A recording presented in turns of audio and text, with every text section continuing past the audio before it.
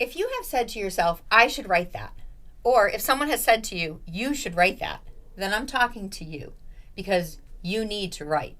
And that's why you're tuned in to Why Write.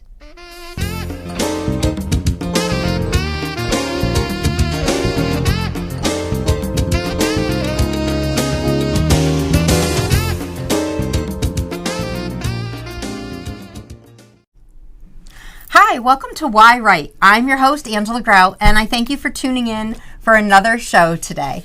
I have a woman here who is phenomenal. She has been writing scripts for the screen, and we're going to find out all about her. But I want to tell you that how we met is amazing. People have been telling me I have to meet this woman, and we finally connected, and then I got to go to her film premiere, and she is born here in Massachusetts. She is a New York film producer.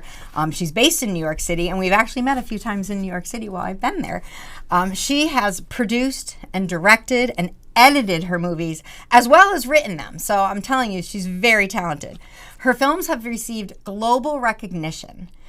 I have a poster over here behind me, not sure if you can see it right now, with all these laurels, but she has laurels from film festivals in England and France and Romania, Scotland, Germany, and of course the United States. She attended Marymount Manhattan College and the School for the Visual Arts. She's got degrees in media studies and film direction.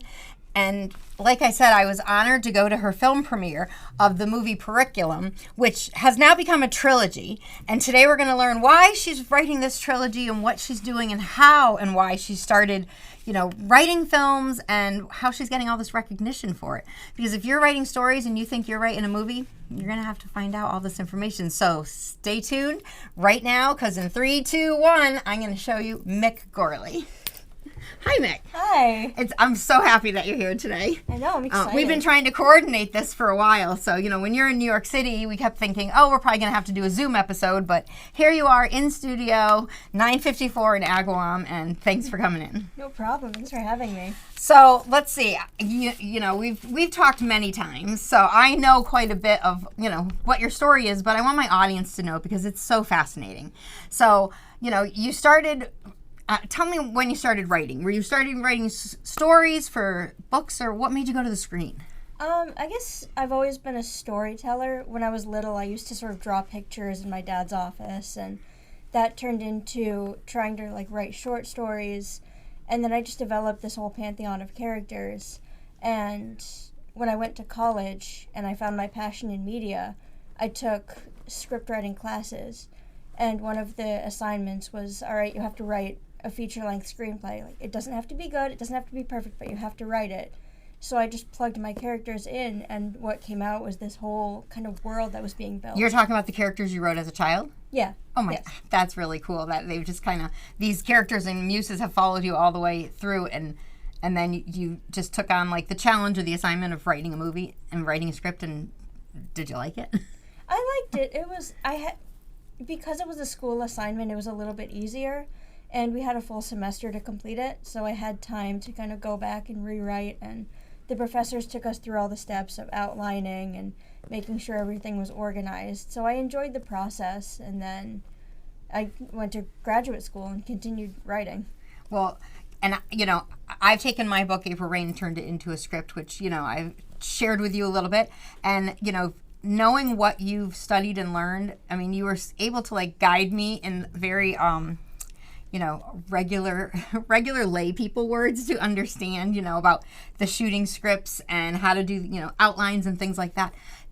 So you already had written the story, because I wanted to ask, did you write the outline for the movie before you wrote the story? But you actually had the story written because it's something you developed as a child. So did you write the outline from that, or how did you go about doing the outline for the movie? I had a bunch of little micro scripts that my friend and we call them drabbles. Okay. And I made an outline for a larger work based on those. And then I used the outline to make a larger work. So it was script to outline to script. So, because I had talked to someone about, taking the outline, writing the dialogue script, and then storyboarding it. Having your board and saying, okay, scene 1, this is what the scene looks like. And did you have to do that? Is that part of the process? I did. What my professors instructed us to do was we weren't told so much to draw it out as to write it out. Okay. So we made what was called a beat board. Okay. So it was like, all right, in scene 1, what are the beats? This character does this character does this character does this. Scene 2, this character doing this affects that. So it's just sort of, it's almost like a family tree in a way. Right, because you just want to make sure each scene kind of connects to the next scene. Right. Yeah, I see that. And, even when I was talking to you about doing, I call it the shooting script outline, saying, okay, scene 1, these are the characters in it, this is the location, this is the time of day, these are the props that are in it, and then figuring out, like, what you need in that scene. It takes a lot of time. It does. So when you started doing the outline to actually completing this film, we'll just talk about this one film. How much time was that? That was September to, I'd say, mid to late December. So it was about 3 months. 3 months dedicated time. Yeah. And when you filmed Periculum, did you know you were going to turn it into a trilogy and have two or three more stories to tell off of this? I wanted to. I wasn't sure if I would have the opportunity. I wanted to make a short that was strong enough that someone would afford me the opportunity. And then once it was completed, there was enough of a push that I decided, like, all right, if people are still interested, now that it's done, I'll go in and try and make a second one. Well, I've seen all 3, and I'm going to see a few more too, because I know you're going to all these film festivals. There's a film festival that's, well, I should be talking in the past tense because it's going to happen tomorrow, but, when people see this, it will be already, this particular one will be done. But I know for this one, you're up for 2 big awards. I am. The Shauna Shea Memorial Film Festival has nominated me for Best New England Short Film and Best, I think, they call it Spec Script, or Best Proof of Concept. Proof of Concept. Yeah, and that's something that a lot of people who are interested in creating a film or saying, oh, I want to make a movie, you have to know the proof of concept. There's a couple different ways, but do you want to explain, like, what proof of concept is? Right. So proof of concept is a shorter sample of what you want to turn into a larger work. So it would be like a test pilot for a TV series or a short play that you're hoping to sell for a larger play. Yeah. For this film, for this trilogy, I'm hoping to eventually market it to a larger network to turn it into either a series of feature films or a television series. Oh, I could totally see Netflix or Amazon jumping on this big time. The audiences crave binge-worthy shows, and if you can watch one show, in the old days it was every Tuesday night, you watch this show, but now it's like you're going to watch it and then, oh yeah, I'll watch the next episode and, keep going. That is what this can be, and it's a trilogy, but I think, and I know it could probably be many more because you have such really great storylines. Right. I'll share with the audience, I'll let you share with the audience, like the whole concept behind it. You have family and you have drama and you have a little bit of violence, but you really show the struggle between, siblings and families and businesses and commitments. Mm-hmm. And tell us a little bit about that and how you came up with this, especially as a child. I was always interested in stories centered around identity, sort of what shapes your identity and what happens when you go from one environment to another environment. Does that change who you are, or do you change your environment based on who you are? And how much, a lot of it is also based on a relationship that I was in at the time, of like how much do you share with people and how much do you hold back? Yeah. No, and it's very true because, some people can become like that chameleon. Depending on the environment that they're in, they kind of adapt to fit into that environment. Mm-hmm. But then there's the whole other thing of being strong in the environment that you want to be in. Right. And seeing the characters. You have twins in the story. You have an older sister. And they're all like in their 20s. Yeah, at this point they're all in their 20s. Yeah, that's right. At this point, because when she writes their growing years, and then as it develops, they have such a love for each other. There's loyalty in the family, but at the same time, there's respect that they both want to go on and do different things, but they're still feeling like that pull, right, to do something that they don't want to do. Right. Right. And it's also sort of an exploration of different reactions to pressure when you're so pushed to be something that fundamentally doesn't match who you are. Yeah. How do you respond to that? In some cases, you run away immediately. In some cases, you stick around for the people that matter. In some cases, you change yourself to match that pressure to try and please someone else. And it's just like, what are the pros and cons of each decision? So you went through a lot of these things as a child, or witnessed them with others? I am always kind of on a search for who I am fundamentally. Me too. Aren't we all? Especially because we change. You never know. When you're in high school, it's different than being in college to being into the real world, and trying to present yourself in the professional light, but still being, personably approachable and enjoying your life. Yeah. I remember, I kind of look back at when I was younger and the times when I wasn't being genuine. And I was like, oh, I was, pretending to be this way because I was friends with this person who she was that way, so I should be that way too. Or like, oh, I was put in a position of like what I considered to be authority, so now I have to act a certain way.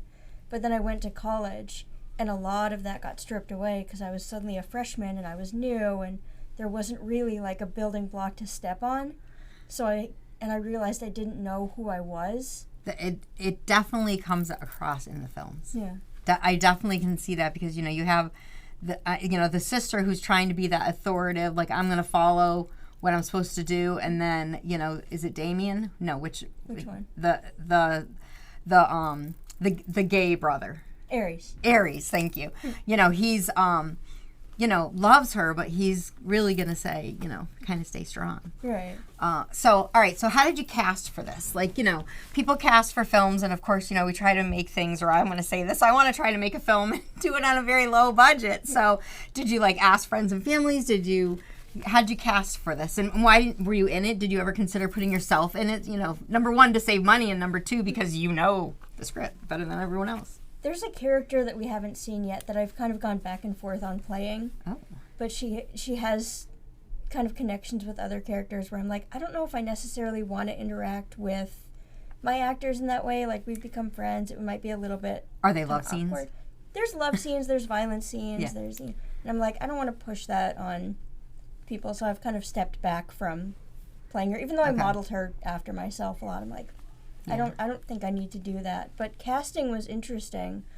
When I was in graduate school, they had us work with a casting director. Oh, nice. And he said, I want you to go online and find me pictures of what you think your characters look like. Mm.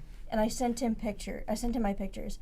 And the first thing he said to me was, all of these people are very attractive. Are you sure? Oh. And I was like, well, they don't need to be like supermodel attractive, but and he was like, I'll do my best to follow your models. And then, we went through backstage and we looked at, I think, a couple hundred different videos. And I said, can't we just cast from the videos? And he said, no, you're going to be in the room and you're going to look at these people and you're going to watch them in person because that's how you're going to know who your actors are. Ah. And I sat in the room and someone would come through and say, no, I'm not really feeling it. I'm not really feeling it. Yeah, and it's so true because you can watch a casting tape and an audition and say, yeah, that person's great. They look the part, they sound the part. But there is a feeling you get from someone in the room, too. And that's really, it is important. Energy is important. I had two actors in mind for Aries. I had one person who I didn't love his tape, but he was, like, electrifying in person. Mm-hmm. And I had one person who had fantastic tape, and in person just gave me nothing. Mm. And I went with a person that in the room, I felt so comfortable with him, and he was so engaging, and if you look at the whichever actor you are in this, you're getting good reviews here. Oh, he knows. Oh, okay. He knows. I've told him. I mean, I liked all of the actors in it, so I'm like, which one was the most electrifying? I don't know. Perhaps maybe the one who has that memorable fight scene. Yeah, it's him. Oh, it is. Oh, yeah. Okay. Look at I picked it out. I picked it out. The two of them. The reason I picked the actor for Damien was he gave me something that other actors didn't give me. All of them came in and they were angry and they were bitter and they were like yelling, but it was all very surface level. Mm-hmm. And he came in and he was like, no, he's damaged. Yeah. He's hurt. Oh, he's definitely damaged. He found that. He's bitter and he's sarcastic, but he is hurting. And it came through. It was just like this broken, like it's coming from such a deep place. And I was like, I want that one. I don't care how big he's going in his tapes. It's interesting how, you know, I've went to a few casting things. You know, I'm trying to learn like through experience. You know, whereas you're in the classroom for a while, but you know, I'm like, okay, I'm gonna watch this and you know see what needs to be done. And it's definitely interesting when I've watched a couple. I went to the Majestic Theater and shadowed Danny Eaton once, and you know, even with that, like seeing how, I mean, the characters do stick to the script. Yeah. But they, of course, bring their personality out. But as the director, which, you know, writer, director, film producer, you have all the hats on, so you can make changes on the set and do all that. But, like, letting them kind of enhance the role is something that some directors are like, no, stick to the script, you're doing it this way. Right. But, you know, I can see that, you know, you're working very closely with your actors and allowing them to give you some feedback or suggestions, I should say. And I tried to be as fair with them as possible of like, this is my first time writing a film. I know that my script at this point is not markedly strong. And this was way back then. It's markedly strong now. It's a lot stronger now. My writing has definitely gotten better. But back then I was like, look, I know that my writing is pretty standard. I need your performances to elevate it. And they were like, yeah, no problem. Yeah, That's we can awesome. do that. That's awesome. So, you know, so you do your outline, you write your script, you do, you know, the kind of the shoot sets, you know, knowing what you need, when you need. I mean, you were the guru who did everything. So you scouted your locations, you set the schedules for everything that needed to be on each day. Did you have someone help you with the props? What about like getting permits or securing locations? How difficult was that for you? For the first film, I had a big team of people supporting me. So I had a producer, I had, you know, production designers, I had an art department, I had makeup. Nice. And they all kind of helped me with like, all right, this is the schedule you need for this is what you need for this. I had a production designer who had just like a car full of props. That's awesome. She was like, okay, when you have glass that's reflecting, just take the glass out of the frame and put the picture back up. And then for the second film, I wrote a very sparse script because I knew I wouldn't have a budget for that kind of team. Yep. So I had to look at it myself and go, well, this character's homeless anyway, so we'll just put a camping bed in like an empty office unit. That's easy. Yeah. And some of the locations, I know there was one or two that were shot right here in Agawam, Massachusetts, which is pretty cool to be able to say, you know, Mick Gorley shot a film here in Agawam, Massachusetts.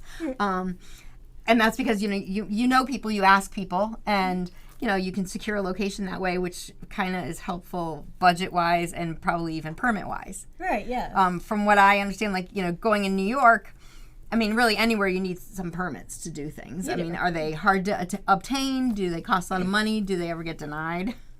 They're not hard. They're just expensive, and you need to budget in extra time. Yeah.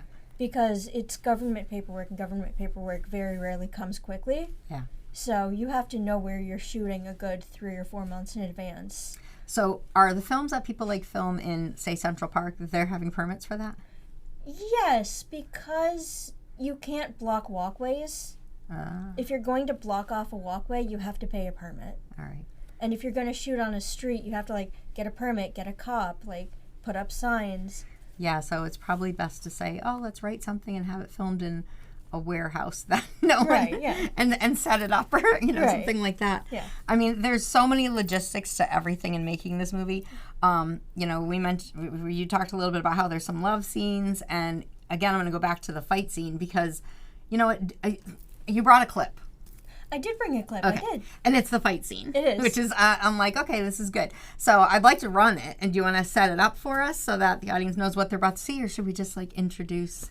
Sure. So in this scene, my main protagonist, my main antagonist, are finally getting the fight that was built up in the first movie. This scene takes place in the second.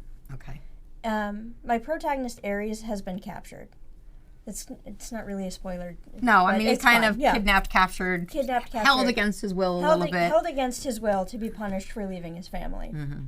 And Damien has him in this basement. And it is a fight not necessarily for survival, a fight for respect. Mm-hmm. Ares this entire time is just throwing any insult he can. Dad didn't love you. You're not the favorite. You're nothing. You're this, you're that. Just trying to throw Damien off his game. Damien is almost wordless with rage. Yeah. So he'll, you know, shut up, stop it, but he it's all physical. I mean, it's definitely a sibling It's, fight, but the way let's run the clip. Yeah. All right.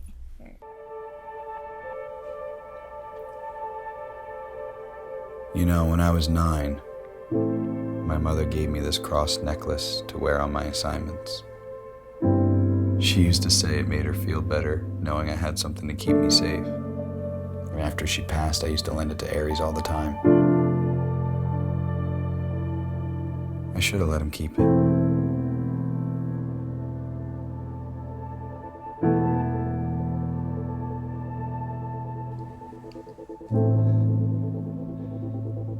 Tell me what happened next. If Aries had to endure it, I can deal with hearing about it. Very well. You thought this would be easier. Shit. Break a few bones. Get down to tension. The day's still young, Aries. You really want to piss me off this early? You think you're such a powerhouse. You're just a pageant brat, throwing a tantrum. And the fucked up thing is, it doesn't matter. Nothing you do is gonna make Dad love me.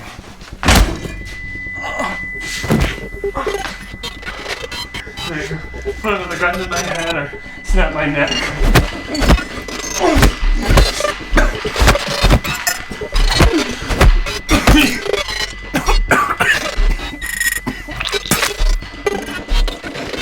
You couldn't even bury me alive.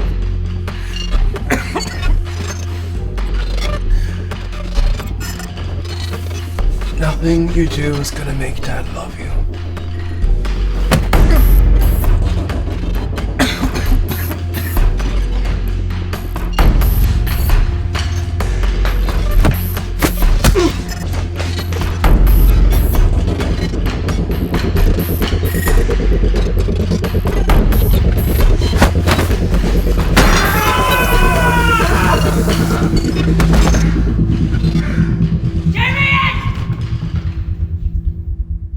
So, did you coordinate this fight?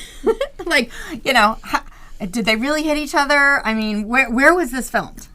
So I wrote it. Mm-hmm. I kind of wrote a basic outline, and then I got a stunt coordinator named Manny Ayala Okay. to come in and take my words and turn them into actions. So where do you find someone like Manny? He was sort of introduced to me through my graduate school. Okay. He was a friend of my professor's. Is he he's a stunt coordinator? He is. He Okay. worked in the John Wick franchise. Oh, okay, all right. So We got his- John Wick stuntman. He's, got a very impressive career. And So the actors themselves didn't have to do a lot of training for it. they had to rehearse. Yeah, We like a took- dance scene. We took a day, or like half a day, and we went to a taekwondo studio. Okay. And we put up pads, like big foam pads, and I think it's Agawam martial arts. Okay. Were there foam pads in that basement? No, Okay. but we practiced with the foam pads, so they could, this is how you fake punch, this is how you fake fall, this is how you take care of each other, and then once that was down, on the day of, it was just go for it. Wow. And there is a scene where the camera is turned up onto Damien, and he's looking down, and he's throwing real punches. And that was my stunt coordinator had laid on the floor and went, "We need to make this look real. Hit me." Oh, so he was hitting the stunt coordinator. Yeah. Yeah, And because he was my- looking down, so he was like the body double. Yeah, and my actor was like, "Oh, I'm not so sure about that. Are you sure?" He goes, "Look at the size of you. Look at the size of me. It's gonna be okay. But this needs to look real." And how many cameras did you use in that scene? We have one. Okay, so how many shots did it take? I mean, you shot it from a couple different angles too, Yeah. so. I think we did about an hour and a half, maybe. And it was just, do the full scene from this angle, cut, move, do the full scene from another angle, cut, move. Yeah, so with all that cut and moving to get it to look like that, it has to be spliced and edited together very professionally. Who was your editor? I edited that myself. That was me. That's amazing. And I will say, going and watching the trilogy, all three of them, I learned something about sound because I've gone to other, I like the movies. I definitely am enjoying going to these different film festivals and seeing, what movie producers are doing and filmmakers.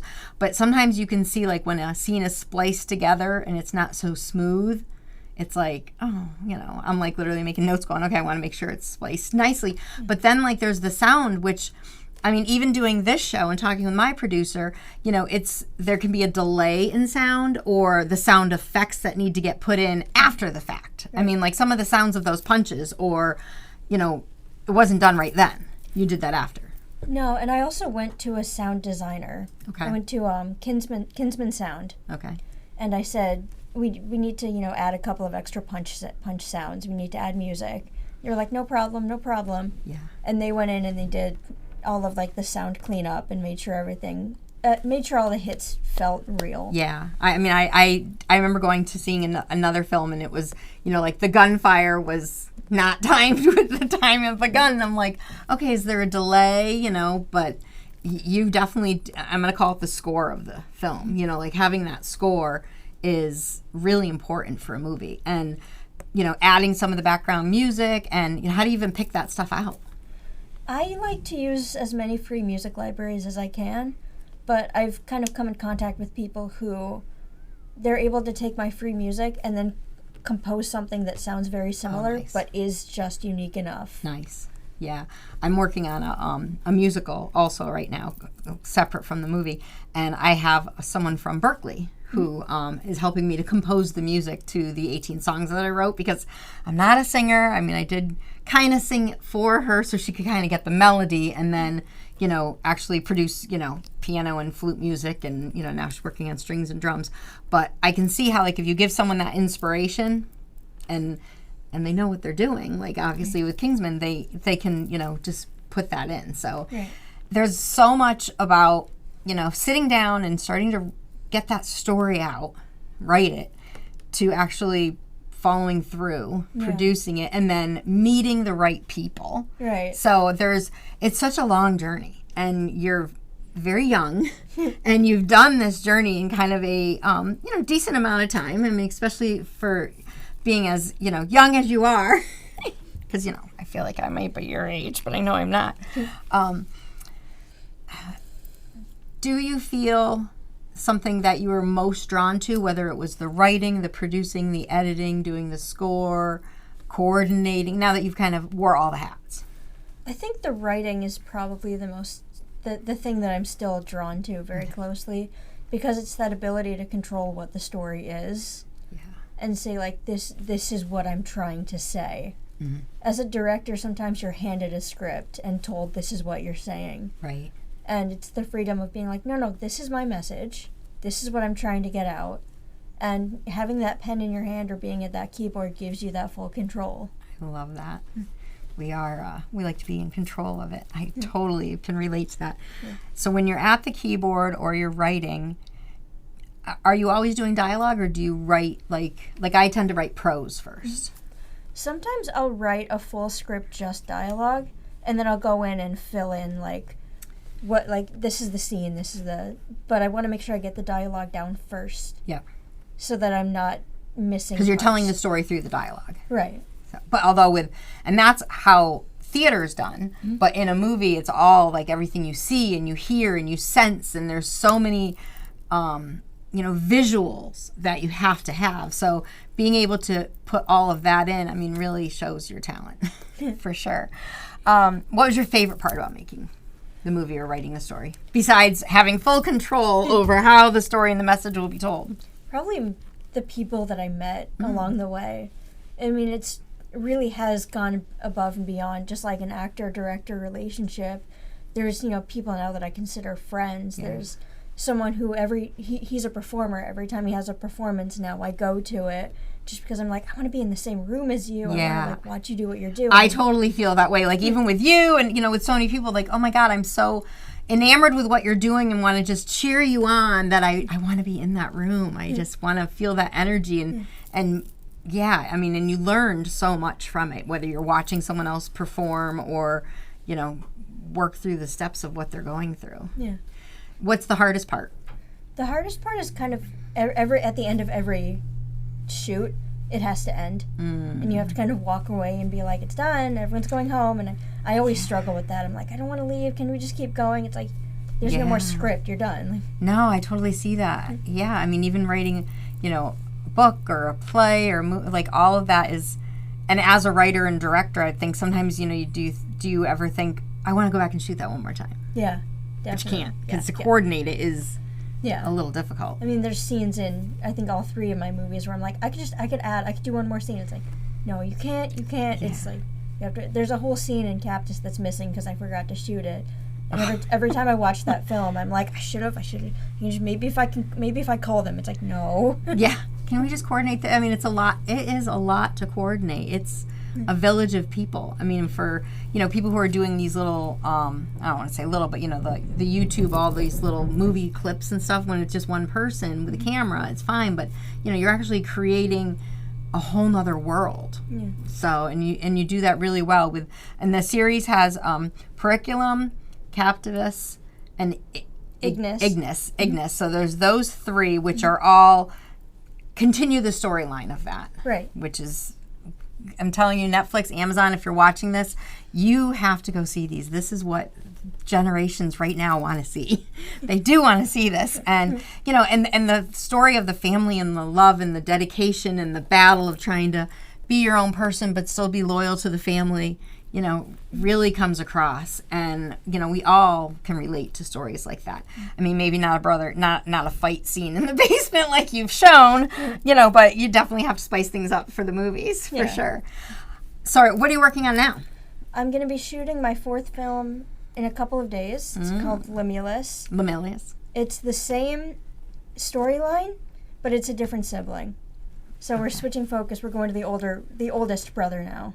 So it's still in the universe. So this whole family of characters has just evolved around you. They're not leaving you alone, these muses, are they? Our muses get like attached to us, and you're like, okay, come on, really? Do I have to tell the story this way? All right, I will. And you're filming here in Massachusetts. I am, Cape Cod. Nice. So, again, you had to coordinate the locations, the timing, the actors, all of that. And did you have who helps you with all of that? Because that just seems like such a huge undertaking. My mom actually helps me out with a lot of it. Nice. I've trained her to be a producer. Good. Well, family, nothing like depending on family and friends, and they're sometimes the most affordable that we can get. So, and they're going to be honest with us, which is really important.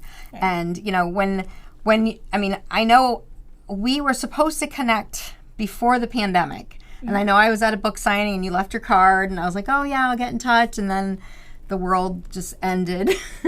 And, everyone's like, oh, you got to talk to Mick Gorley. You should talk to Mick Gorley. I'm like, who is this Mick Gorley? And then I find out you were premiering the trilogy here in Agawam at the Agawam Twin Cinemas is where you did your first premiere. And then it's gone on to all these festivals worldwide, locally, winning all of these laurels. Like, look at Chicago, Hawaii, Brooklyn, Paris, Austin, Edinburgh, Berlin, London. Like, how do you get your film to these people? There's a site called Film Freeway. Okay. You can upload your film there, and then you go in and find film festivals. And you have to they're told to start submitting 10. Submit to 10 festivals. Okay. And then once you get accepted to one, then they'll tell another festival, tell another one, and another one. And then you just keep getting referred to them. Eventually the ball starts rolling where you start getting discount codes. Nice. Oh, and so yeah, you're paying for all of that. You're paying. But my little life hack is I tend to only submit to the ones that send me discount codes. Okay. Because that shows genuine interest. They'll email you and be like 60% off your fee. I'm like, oh, you want my film? Okay. So let me ask you this. I mean, we all want to do the no budget film. Yeah. We want to make that film with no budget and then walk away with a couple $1 million from it. You have your $1 million, I know, in the bank now. But oh God, it's coming in. I wish. It's coming in. Yeah. So where do you get your funds? I mean, can I ask that? Like, how do you budget for not just creating the film, but entering these contests? I mean, whether they're $10 or $100 or $1,000 to enter, I mean, there's a lot of them there. Never mind your travel expenses or whatever. Yeah. There's a site called GoFundMe that Okay. a lot of young filmmakers use, a lot of upstart filmmakers use. There's also Seed and Spark. Okay. That is the one that my graduate school teaches. Okay. That, you know, you have to raise 30% of your budget in order to, or like you have to pledge 30% of what you're trying to raise, and then they kind of help you promote. So you're putting in 30%. You put in 30%. Okay. The number might be off. I don't. Okay. So if your film is $1,000, I mean $100,000, you're putting in $30,000. Right. Okay.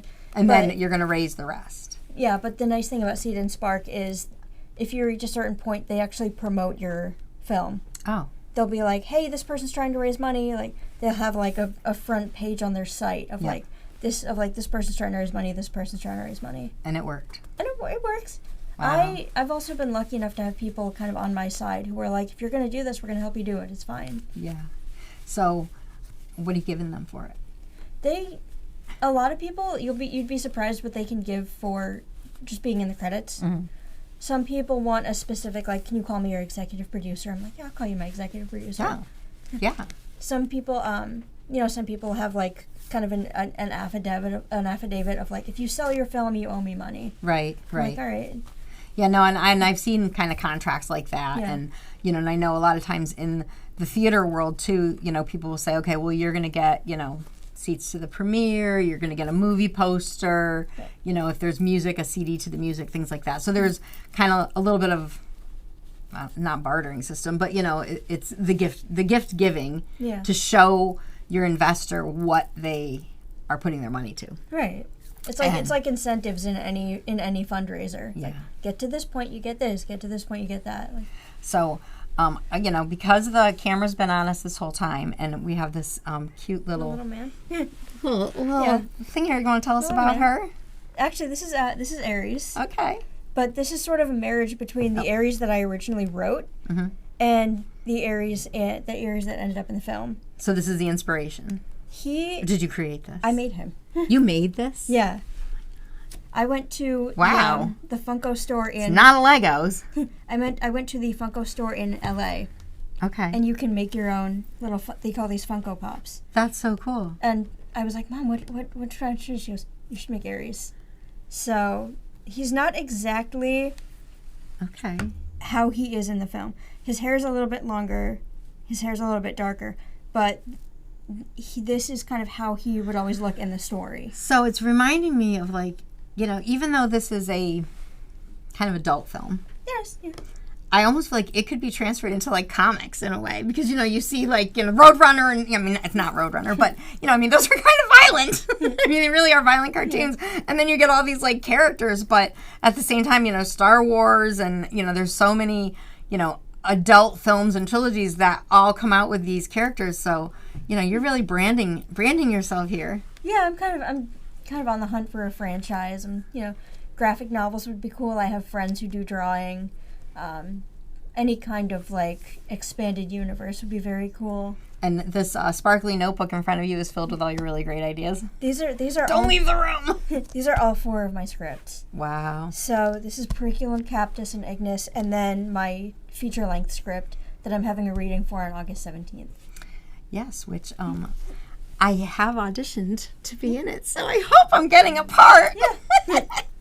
We'll definitely talk more about that later. Yeah. So, our time is kind of up. I could keep talking to you because I want to know more about, where you're filming, what you're filming, how you're doing it, how you wrote it, all of that. Mm-hmm. But, talking about this PERICULUM series, I mean, I know the audience has gotten a lot of information on it. And the fact that, you are so prolific with your writing and all of the, hats that have to be worn doing this, kudos to you. Can you tell the audience where they might be able to see, the films, where they can get more information from you? And, if maybe somebody else wants to have you on their show and interview you too, especially after, this next film coming up. So right now my films are available upon request online. Okay. If you go onto Instagram and you message at CAPTIS_film, so CAPTIS_film. I'm going to put it in the links, don't worry. Yeah. And you request the link. I will send a drive link of the full trilogy that I've knit together. It's about 33 to 35 minutes total. Okay.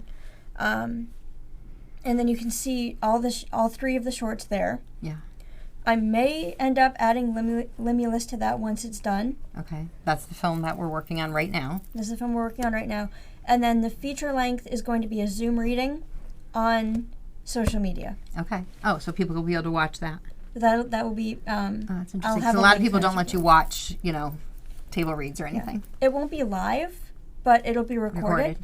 And then once it's recorded and kind of cut together and done, I'll post that on social media, and there'll be a link available for that. And your social media is? You message at CAPTIS, CAPTIS, CAPTIS. Okay. Yeah. All right. So I also would love, I'm going to ask your permission here on live air here so that this way you say yes, but I know you have like a trailer for them. I do, yeah. Do you think I can link that so people could click in for that? Yeah, definitely. Because, I'd love to include it, and it really shows the heart and soul and the message of the film, but it also shows your just expert work of, I'm going to use the word splicing, editing everything together, the sound, the music, the scenes, and it's, it's seamless. It's really good. So yeah, I have a couple of trailers that have copywritten music, so I will cut together a version that doesn't have the copywritten music. And then, yeah. All right, thank you. No well, Mick, thank you so much for coming in. This is Mick Gorley, New York-based film producer, filmmaker, film writer, director, and I look forward to working more with you and just watching where you're going to. So thank you for coming in. Thank you for having me. And this is the time in the program where I like to give the audience a writing prompt. And today, we did talk about, writing for the screen. And I'm, just kind of thinking, like, do you have something in your head, whether it's a memory that, or, an experience you've had or something that you think would make a really good movie? Because if you do, I want you to sit down and write about that. And literally set your timer for 5-10 minutes and just write about what the concept of it. Like, write down your proof of concept. Write down what you think that movie would be about. For instance, My April Rain, I have a book that's my proof of concept, but at the same time, if I'm going to sit for 10 minutes, I'm going to write out, what the characters, are doing, what the scene needs to be able to tell that story. And, you might be able to find out just a way that maybe you're going to write a movie too. And next thing you know, you're going to be maybe taking a class with Mick Gorley's instructors or even her and doing that for you. So be creative, sit down, put the pen to the paper, start writing. And as always, tune in every time you can to watch Why Write, because you're going to learn lots of ways that you can write and find out why other writers are writing too. So thanks for tuning in. I'm Angela Grout, your host. Have a great day.